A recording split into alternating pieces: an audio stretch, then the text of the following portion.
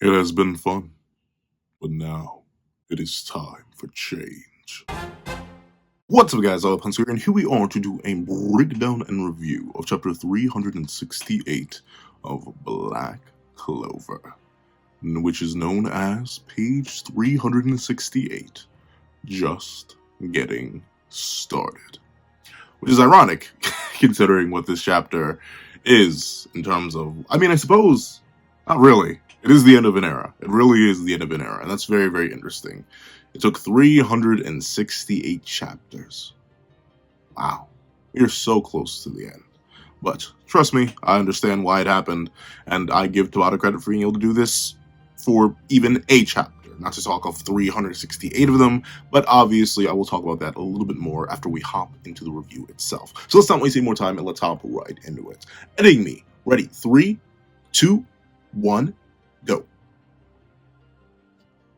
Greetings, ladies and gentlemen. Fun fact, I have it on me. I do keep it on me at all times. Another fun fact. This is the final chapter of Black Clover that will be in Shonen Jump.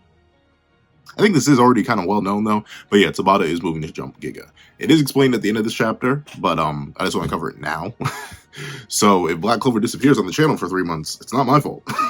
It's not my fault. But to be fair, this is because of Tabata's health and just overall things that he has complete control over, and considering that Black Clover is a manga that works best, I think overall, I think it'll be better. I think it'll be better for him.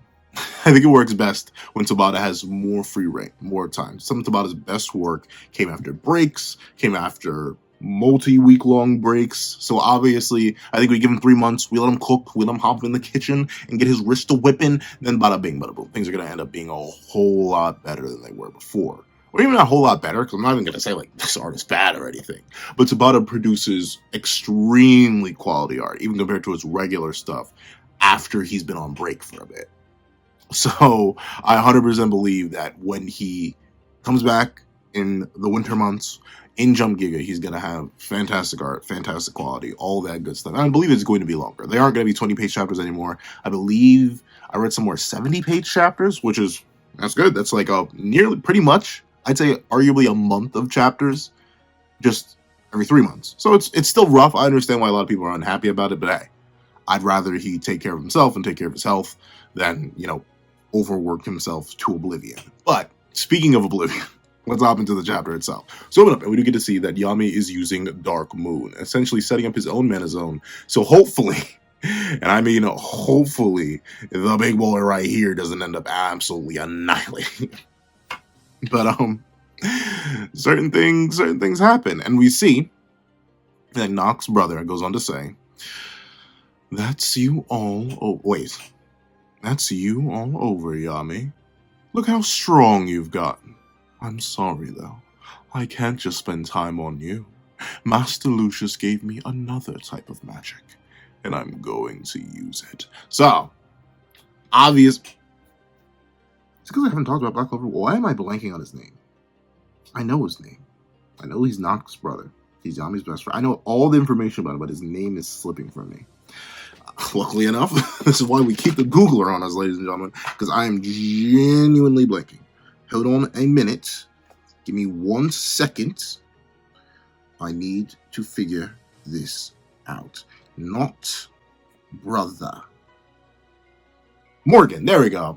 How did I forget the name Morgan? But essentially Morgan is whipping it up in the kitchen up against Yami. This is very, very interesting. I know, personally, I know some Yami fans are super disappointed about this, and I'm also a bit disappointed about it, no lie, because the last arc literally ended off with Yami supposedly getting a buff. Like, his biology, and I think specifically his heart, is much more underworld creature based than regular creature based now.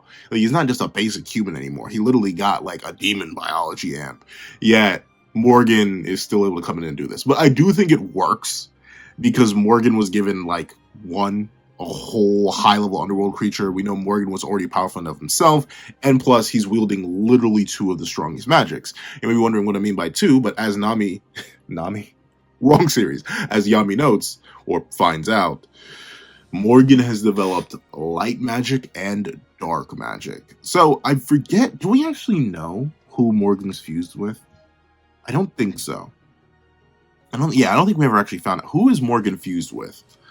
I'm going to double check that right now. I don't know if we know who he's fused with, but I think ultimately he's pretty much unstoppable now, right? Because there's nothing you can do. And I'm looking at the wiki right now. I cannot find any quick source on what he's fused with. Morgan, Paladin, Light Magic, Jack. Yeah, okay, so we have no idea who he's fused with. But presumably a creature from the underworld that is wielding dark magic has to be unbelievably powerful. Plus whatever amp you get from just generally being a paladin. Plus the fact that, I keep saying Nami. Yami's likely mentally debuffed from fighting Morgan. Like, obviously, if your best friend came back multiple years later from the grave and wanted smoke with you, I don't think you would be fighting your best either.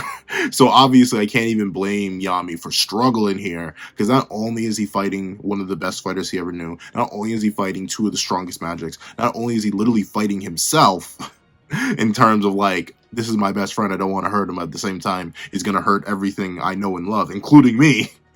But he's also fighting the fact that he's just in a losing battle. He's, for the most part, demon-enhanced physiology, but a regular dude going up against a fused, hybrid, like, crazy creature. So obviously, he's set up. And funny thing is, I don't think Yami can fly. Like, I don't think that's ever actually been established. He can't fly. So he also has that advantage. Morgan just has everything over Yami right now. And he literally just has his magic. What do you want? Like, imagine you had to fight you. But it wasn't just you. It was you fused with another creature that had a different ability than you.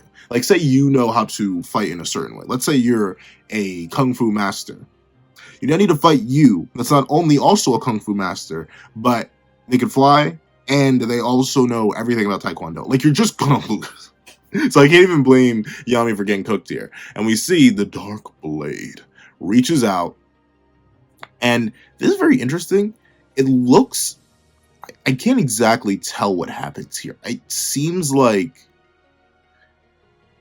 looks like Morgan does a very similar effect to what Ichika does through manipulating darkness. Ichika uses darkness as essentially mass manipulation, using dark orb concentration in order to draw people in to her attacks. And it seems like Morgan ends up doing something similar here. Notably enough, the Dark Moon does follow Yami, so it is literally attached to him, but it doesn't do enough to prevent him from being dragged into this.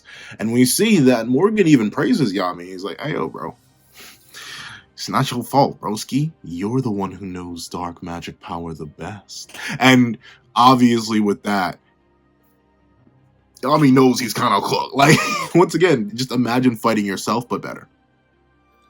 Can you really expect to win? I don't think you can. And this is the exact scenario that Yami's in. And we see that Yami, he doesn't immediately give up. And we see that Morgan, I think to a degree, is actually still kind of holding back on him. I do think the original Morgan is still somewhere in there.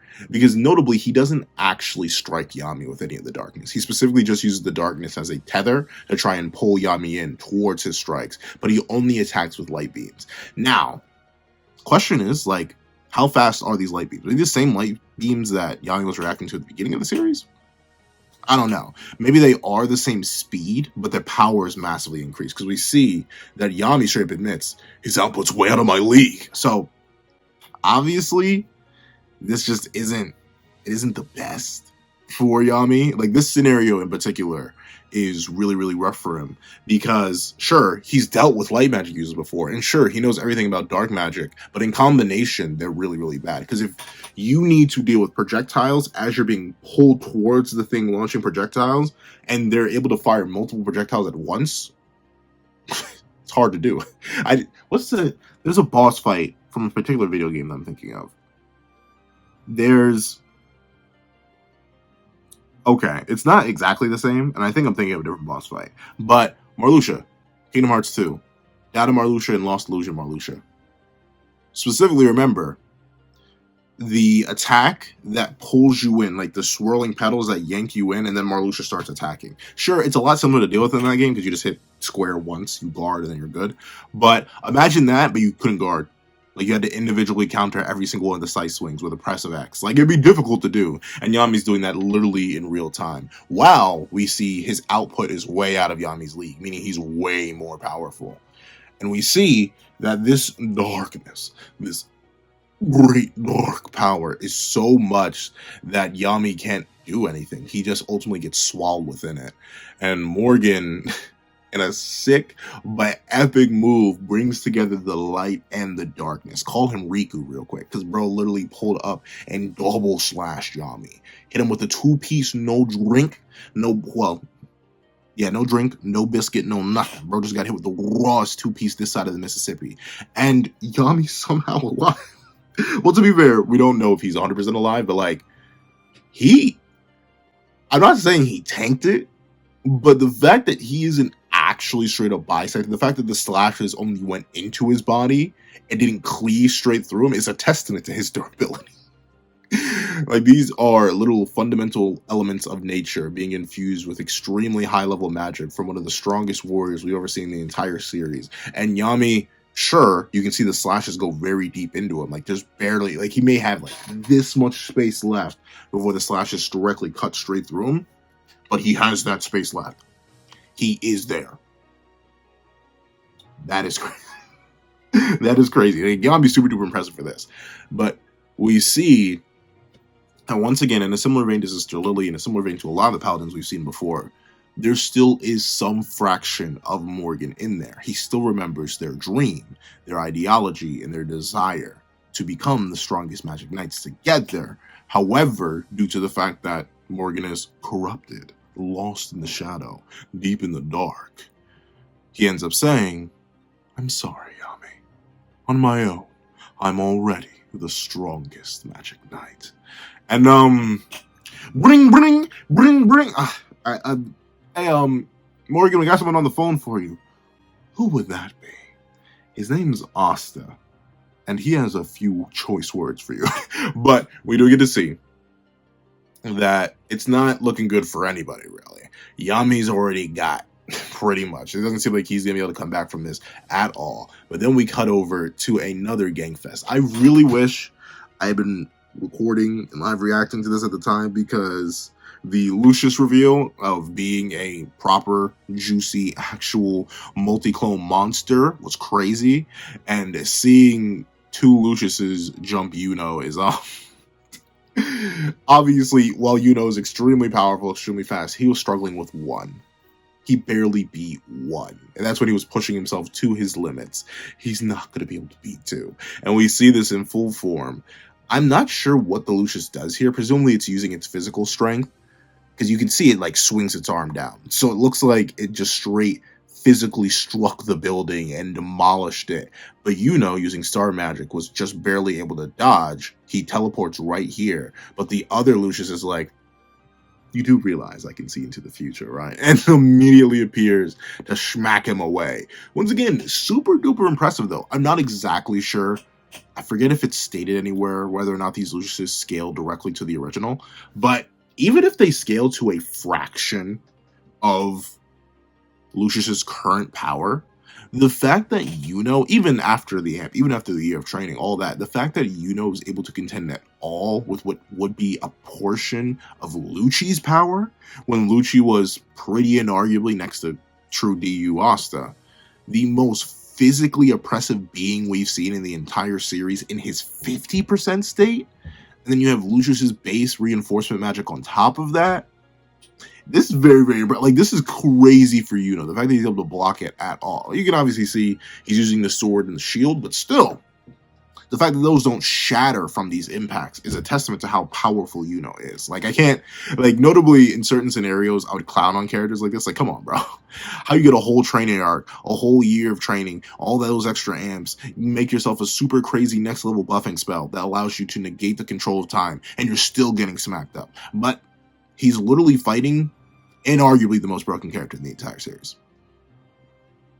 Pretty inarguably. Like, and he's fighting 2 of them. He's not just fighting 1, he's literally fighting 2 of them. it would be hard enough to fight one, as we saw with holding off two for any period at all while still maintaining the Neverland spell, as is noted here, is wild. That man is hats off to bro is cooking scrumdiddlyumptious. Sure, he's getting cooked, but he's cooking right now. Bro is the chef and the meal at the same time. And we see that I forget this guy's name. I'm sorry. So there's so many characters in Black Clover, but I believe he was Julius's assistant. But we see he says he really can't fight two at once. You don't say. Were you there witnessing the first fight where he barely managed to get a dub? But we see he says, this is bad. Soul magic alone puts us at a disadvantage. If Yuno falls, then Neverland will come undone. And here's the thing, right? I'll give credit to Tabata. He set this up very, very well. In most other series, I would be saying, well, why don't you help him? Why don't you jump in? If Lucius is already doing that long range jumping with the clones, why don't you help out a little bit? But we see the exact reason why. One, he's not actually there. And two, we also see that everyone is dealing with Lucius. Every last individual has, well, not every last individual, but a bunch of people. We see William and Charlotte dealing with their own individual copies of Lucius. We see, I forget his name, but another captain dealing with a Lucius, plus two of they're not paladins, I believe they're just called angels. And we even see this whole squadron dealing with what looks like a paladin, I think, or maybe one of their own allies, but still they're dealing with a Lucius. And remember, Yuno was by far the strongest character here. By far, like it's really not even close. Even with characters like Yami there, even with characters like Charlotte, Noelle, all that, Yuno was by far the most powerful individual creature there. And he was likely getting some sort of amp through Neverland and a natural immunity to time magic and some basic control over it. But even then, he just barely managed to beat one. Now, they're not just fighting one Lucius. Yuno's fighting two. And an individual Lucius would be more than enough to give every last individual here problems. I, once again, in sort of a testament, but also a belief that these Luciuses are not as powerful as they realistically should be if they were perfect clones, the fact that they're surviving at all is very, very impressive. And I know they are lacking time magic, which is a very big, a technically very big buff, or very big debuff. But still, once again, you got to remember these characters were getting slaughterized, like literally clowned on by existing in the same area as Lucci not a year ago. So the fact that they're able to hold up at all, some against their own individual Lucius, plus jumping, once again, hats off. That's very, very impressive. Once again, this is something I was not expecting. But once again, I gotta give credit to Lucius. This is unfortunately lost in that 8-hour corrupted file that will never be released. But I tried to fix that file. It never worked out. But one thing I gave a lot of credit to Lucius when it was revealed, this is the smart way to do it though. If you have the means and ability to simply send out fake yous that can do the same job as the real you, it's better to never expose yourself to danger. Like, that's something, personally, I would never want a cloning ability, mainly because, fiction has scared it out of me. I really don't want it. You want a case of cloning gone bad? Read My Hero Academia. But if I did, and they were under my complete, absolute control, like it appears to be with Lucius and his clones, this is what I would do in every scenario. You would never actually fight me, because there's no reason for me to. There's no reason for me to ever actively engage with you. The only reason I would ever actively engage with you is if I thought, oh, okay, my clones, which are weaker than me, cannot defeat you. But maybe if I step in alongside my clones, then I can beat your behind. But if I can jump you, especially with Lucius seeming to have no limit on how many clones he can create, if I can jump you with countless variations of myself that are all, if not as powerful as me, powerful enough to slow you down, hamper you, weaken you, yeah, obviously. To be fair, I'll give this. Very few villains actually have access to an ability like cloning, or at least an ability of cloning that's this dominant. For that very reason, it's very hard to write around it. And thusly, I like that Tabata introduced this. Well, not even really hinted at it, but then introduced it, and then is now using it to the fullest. This is the smartest way to end the world as we know it, with endless copies of the strongest thing you have access to. Admittedly, one thing I will give, it kind of makes the paladins redundant. Like, why not just infuse? I mean, maybe you can't do a double infusion because we know all these clones should be based on Lucius. Yeah, I think they should be all based on Lucius plus Lucci in terms of the ultimate fusion. But even still, I feel like maybe the paladins are a bit redundant, but I guess they help. And once again, the paladins are mainly there, I'd assume, to break morale.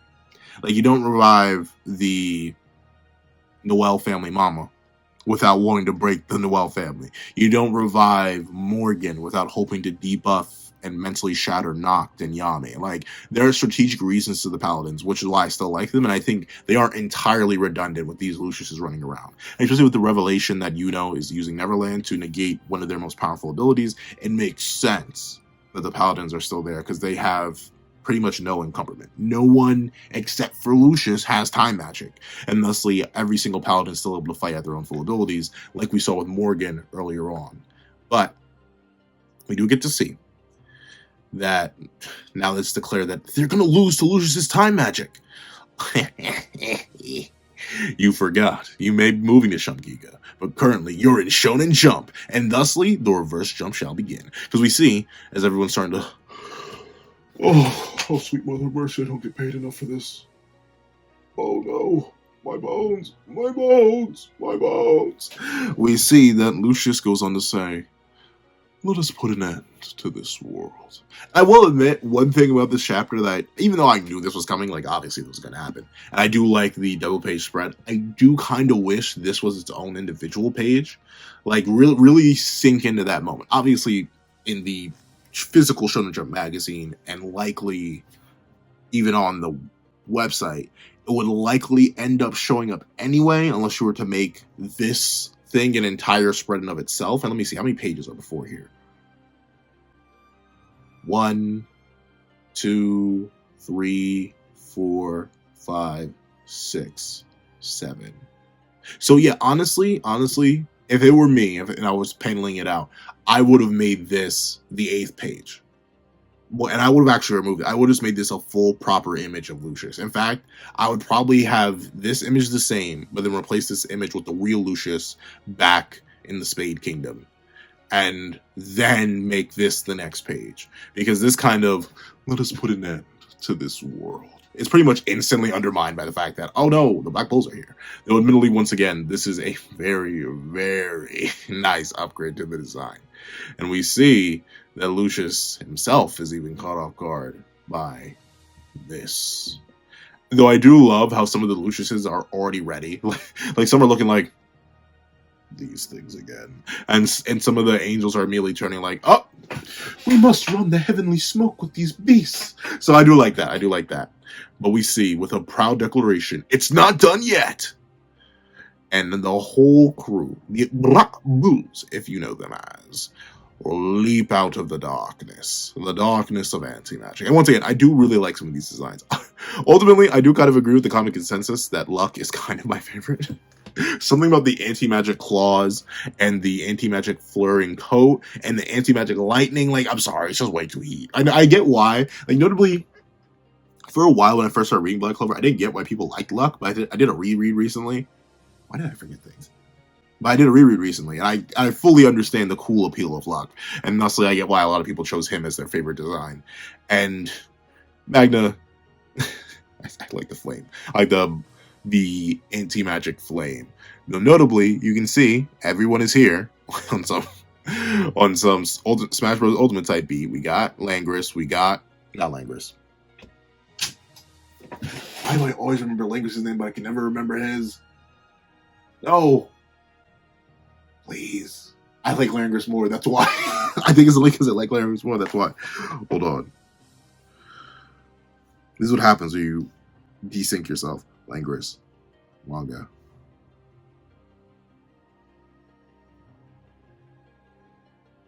Does it start with an F? Am I thinking that wrong? Where's your family? Where is it? Where is it? Where is your family, bro? Give your family to me, please. Finral. There we go. It does start with an F. Josh, darn it, how? But we're gonna see Finral posted up, Nero / Sekre posted up. We got the main man, the myth, the legend himself, Gordon. Though Meli is a little bit strange that he's not closer to Henry, but I guess Henry's being buffed by antimatter, so he doesn't really need Gordon's help anymore. We see Vanessa. We see my main man Zora. We see Luck. We see Magna. We see Ghosh. We even see Gray. But who isn't here? Oh, and even I believe that's Charmy in the back. But who isn't here in this declaration that they're just getting started? A certain anti-magic boy, the origin of all this, and another man lost in the shadows, or born in them. And we see from the darkness, from the shadow, that faces the mighty twilight beast, Morgan, rises the Shadow King and the Queen of Darkness. And this will be, I really am excited to see this one. This is a fight, honestly, Lil Kizzle, even more vested than I am in this one. This is kind of a fight I really want to see. I like all the characters involved in this. I love Nacht. I love Yami. Ichika's been super duper interesting, and I really want to see the dynamic with Morgan. I'm itching a little bit for this fight. Really, not like a lot. I'm really itching for this fight, and you can tell it's gonna be hype. Look at Morgan posted up with the anti-magic drip. Even though Ichika didn't take any anti-magic drip, and I get it, she's not a black bull, but still, I think it would have been nice to give her some anti-magic drip. Maybe Nacht can lend her some. Maybe Asta can lend her some. Give her some sauce. Give her a teeny tiny bit of sauce. Though presumably Nacht is going to engage directly with his brother. Meanwhile, Ichika is going to be like, really? All that muscle on you, big bro, and you couldn't do nothing about it? But obviously they're going to have a nice moment, and I think they're going to have a brotherly feud first. That's why Nacht is in the foreground more than Ichika. I think Ichika is small. Maybe she just doesn't fit that role in the foreground. But we do get to see that now that Asta's here, Big Papa Asta, he can finally help even it up a little bit for Yuno. Though, admittedly, I still think Yuno's going to be at a disadvantage because Yuno's already super fatigued and very, very damaged. And there's nothing that stops Lucius from just sending another clone. Just send them all.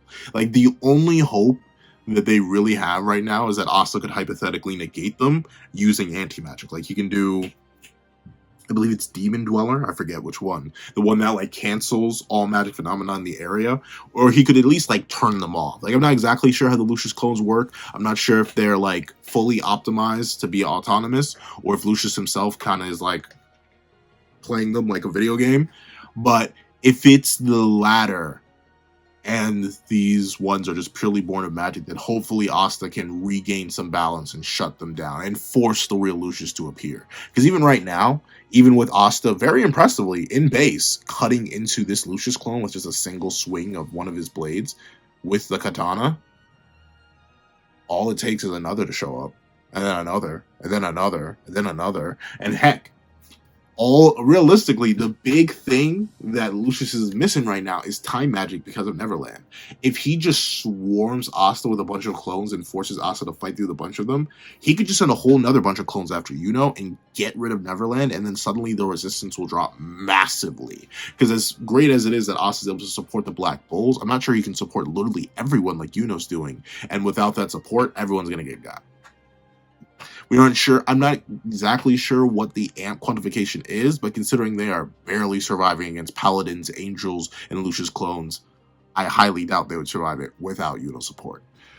But we see that Asta talks his talk. He talks a little bit devious as he says, "Hey, what was that? Were you losing or something, Yuno?" Yo, I do like this though. That's some real brother mentality. There's some genuine brother mentality. Like, come on, bro. You taking an L after all that smack you talk? Really gonna do this on live TV, live air? Getting jumped, getting ganked? Come on now, bro. I would have won this 2v1 forever ago. And he probably would have. But we do get to see that with Asta returning to the battlefield, with hope, the hope in the anti-magic boy returning to the battlefield, Yuno's despair turns into a smile. And he says, "In your dreams." And both declare proudly, as they swing and knock their copies away, that they shall be the ones who's going to take that guy, Lucius, out and become the Wizard King. And that is the end. So, W chapter. Very, very W chapter. This does follow up nicely at the end of last chapter. We got to see a little bit of the despair, the darkness, the failure, the losses of all these individuals right here, especially the ones that are literally fighting deities. Like, I feel bad for every single individual that has to fight a paladin. We see Yami getting cooked. We see everyone slowly getting cooked. Yuno getting cooked. We're really building into that suspense and the hope of the darkness, the hope of the anti-magic brought forth. Thing that's beautiful work. Thing that's beautiful timing. I'm very interested to see how these anti-magic powers work in unison with their abilities, how they're going to negate and really restructure this battle with their powers. Super duper excited to see that. And I'm also very, very excited to see the 2v2. Notably, I know a lot of people get sick and tired of Yuno and Asta fighting together and really want them to fight each other. And even I was very much pushing for Paladin Yuno. Like, that was something that I was really, like, scratching and itching for. And who knows, it could still happen. I would really like to see a battle between Asta and Yuno before the end of the series. But hey, whatever. Maybe it's just never meant to be. They're rivals, but not in the sense that a lot of other anime MCs and deuteragonists are rivals, where they constantly have to fight each other to prove who's stronger. Them fighting alongside each other is actually pretty refreshing, and I'm super excited to see them go to work. However, that's what I think. Please let you guys think in the comment section down below. Thank you guys so much for watching. Remember to like, share, comment, and subscribe. And make sure the little notification bell so you do not miss out on any videos that come to the channel. Also, I do have a Patreon down below where you can support me for as low as $1 a month. Get things like exclusive videos, early content, and more. You also now become a member of the channel for as low as $3 a month to get the same perks and more. Now, thank you guys so much for watching once again, and I hope you guys have a wonderful day. This is Dago the Pencil, writing off.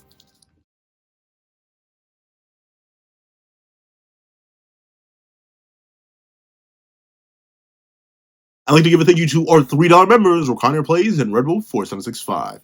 I'd like to give a very big thank you to our $5 patrons, Sean Gray, Red Wolf 4765, Midnight Gemlord, Kevin, Demix LND, and Artgoon. I'd like to give another super big thank you to our $10 patrons, Robbie Uchiha, Joaquin, and Idemokami. And a final very big thank you to our $25 member, Alex Ice Rose.